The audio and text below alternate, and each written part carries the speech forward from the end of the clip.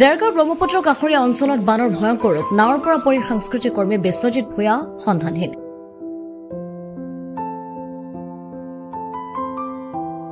ক্ৰমাৎ তীব্ৰতৰ ৰূপ ধাৰণ কৰিছে দেৰগাঁৱৰ বান পৰিস্থিতিয়ে দেৰগাঁৱৰ ৰাজ্য চক্ৰৰ নৱগঠিত দেৰগাঁও সমষ্টিৰ 4খন পঞ্চায়তৰ প্ৰায় 20খন ৰাজৰ গাঁও বৰ্তমান পানীৰ তলত তাৰ মাজতেই এটা দুৰ্ভাগ্যজনক ঘটনা সংঘটিত হৈছে চৰাই চাপৰিত ঘূৰিয়া গাঁৱৰ এজন প্ৰতিভাৱান যুৱক সাংস্কৃতিক কৰ্মী বিশ্বজিৎ ভূঞা নাৱৰ পৰা পৰি সন্ধানহীন হৈ আছে পত্নী আৰু একমাত্ৰ কন্যা শিশুক নিৰাপদ স্থানলৈ নাৱেৰে পাৰ কৰি থৈ ঘূৰি অহাৰ সময়তে হঠাৎ নাৱৰ পৰা পৰি সন্ধানহীন হৈ পৰে বিবাহিত যুৱকজন অঞ্চলটোৰ বিভিন্ন অনুষ্ঠান প্ৰতিষ্ঠানৰ লগত জড়িত সাংস্কৃতিক কৰ্মী বিশ্বজিৎ ভূঞাৰ এনে দুৰ্ঘটনাত শোকস্তব্ধ হৈ পৰিছে অঞ্চলবাসী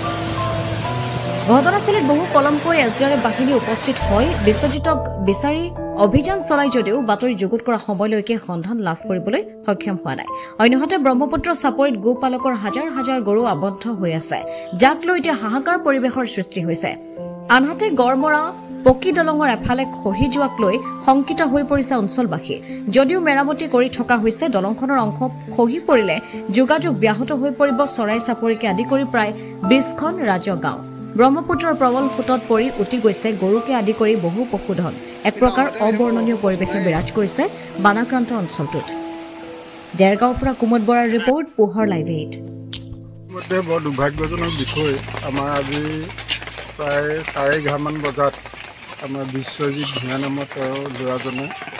এটা পৰিয়ালক এই পাৰলৈ মানে বামৰ জেগালৈ উঠাই থৈ তেওঁ ঘূৰি যাওঁতেনে নাওখন বাগৰি পানীত ইতিমধ্যে তেওঁ পৰি গ'ল আৰু এতিয়ালৈকে সন্ধানহীন হৈ গ'ল কিন্তু দুৰ্ভাগ্যৰ বিষয় যে বিশ্বজিৎ ভূঞা আমাৰ অঞ্চলৰ এজন সম্পদ দুগৰাকী সাংস্কৃতিকবান ব্যক্তিৰ যোগেদি এটা সংঘ তথা অঞ্চলটো পৰিচালিত হৈ আছে সাংস্কৃতিকভাৱে গতিকে গুণমুগ্ধ এজন মানে ব্যক্তি যিগৰাকী ব্যক্তিৰ নেতৃত্বতে এটা সংঘ ৰাস উদযাপনৰ পৰা ধৰি সকলো অনুষ্ঠান উদযাপন হয় তেনে এজন ব্যক্তি আজি আমাৰ মাজৰ পৰা হেৰাই যোৱাত গোটেই অঞ্চলটোত মানুহ নিয়মান হৈছে সকলো মানুহেই কান্দোনত ভাগি পৰিছে এই দুৰ্যোগপূৰ্ণ এটা মুহূৰ্তটো মানুহ সকলো ওলাই আহিছে নিজে হাতে কামে লাগিছে কিন্তু দুৰ্ভাগ্যৰ বিষয় প্ৰকৃততে মৃতদেহটোকে আমাক উলিয়াই দিব পৰা প্ৰশাসনে এতিয়ালৈকে কোনো ব্যৱস্থা কৰা নাই এইটো কিন্তু আমাৰ দুৰ্ভাগ্যজনক বিষয় গতিকে আমি মৰ্মাহত হৈছোঁ শোকৰ ছাঁ পৰিছে অঞ্চলত এনে এজন উদীয়মান সাংস্কৃতিকবান সমাজৰ এজন সম্পদ সেই সম্পদ আজি আমাৰ মাজৰ পৰা হেৰাই গৈছে ইফালে বানপানী ভয়ংকৰ ৰূপ যোৱা কালিৰ পৰা যিটো নদীৰ তাণ্ডৱ বানপানী মানে ক্ৰমাৎ বৃদ্ধি হৈ আহিছে তেনেস্থলত 5 ঘৰ মানুহ ইতিমধ্যে খহাই লৈ গৈছে গতিকে সেই মানুহকেইঘৰৰ এতিয়া নিৰাপদ কোনো আশ্ৰয় নাই প্ৰশাসনিকভাৱে এতিয়ালৈকে কোনো ব্যৱস্থা লোৱা নাই আনকি অন্ততঃ এই বৰষুণ দি আছে বৰষুণত টিউবৱেল এখন দিয়াৰো ব্যৱস্থা এতিয়ালৈকে কৰা নাই গতিকে এইটো এটা বৰ সাংঘাতিক বিপদ আৰু অঞ্চলটোলৈ এটা আসনি সংকেত নামি আহিছে দুৰ্ভিক্ষ আৰু মাৰিমৰত এনেকুৱা জাতীয় মানে বৃদ্ধি হ'ব বুলি আমি আশংকা কৰিছোঁ এতিয়া প্ৰশাসনিকভাৱে তৎকালীনভাৱে ইয়াৰ এটা ব্যৱস্থা গ্ৰহণ কৰিব লাগে যথেষ্ট সমস্যা হৈছে বিশেষভাৱে আপোনাৰ দলখোৱা নাৰমাৰী ঘৰীয়া আৰু শগুনপৰা অঞ্চলটোতো বিস্তীৰ্ণ ক্ষতি বুলি গম পাইছোঁ যাব পৰা নাই তালৈ এতিয়া কথাটো তাতোতকৈ ডাঙৰ আমাৰ দুৰ্ঘটনা এটা হ'ল আমাৰ ঘৰৰ ওচৰৰ এজন যুৱক তেখেতে মানুহ থ'বলৈ আহি পেলাই ঘূৰি যাওঁতে নাৱৰ পৰা পৰি পেলাই এতিয়ালৈকে বৰ্তমান সন্ধানহীন কোনো প্ৰশাসনৰ দিশৰ ফালৰ পৰা এতিয়ালৈকে সফল হোৱা নাই এছডিআৰএফৰ নাও এখন আহিছে তেখেতক মানে সন্ধান উলিয়াবৰ কাৰণে সফল হোৱা নাই আৰু যি দুবাৰো বাহিনী আহিব কৈ আছে এতিয়ালৈকে আমি তেখেতসকলক প্ৰায় খবৰ দিয়া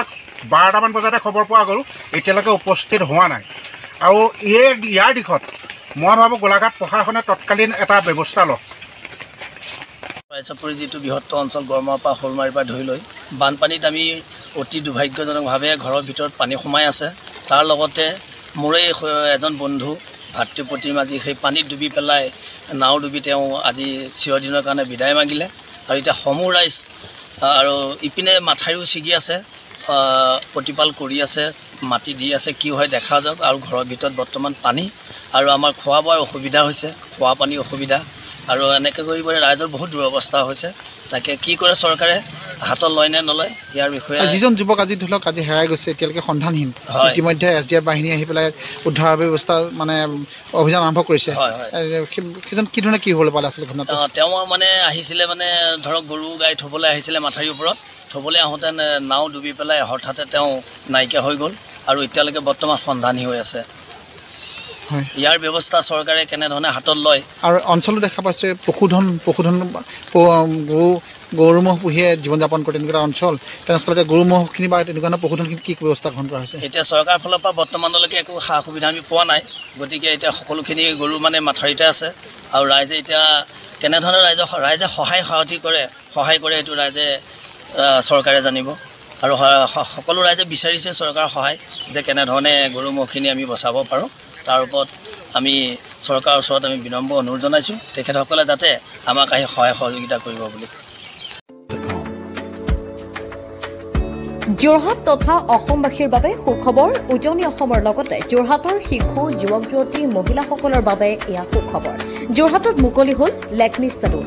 যোৰহাটৰ গড় আলিৰ এপ'ল' টাৱাৰৰ প্ৰথম মহলাত মুকলি ভাৰতবৰ্ষৰ অন্যতম জনপ্ৰিয় চেলুন লেকমি চেলুন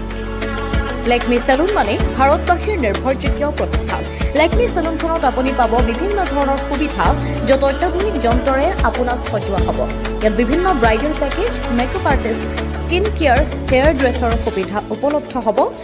য'ত থাকিব ৰেহাই মূল্য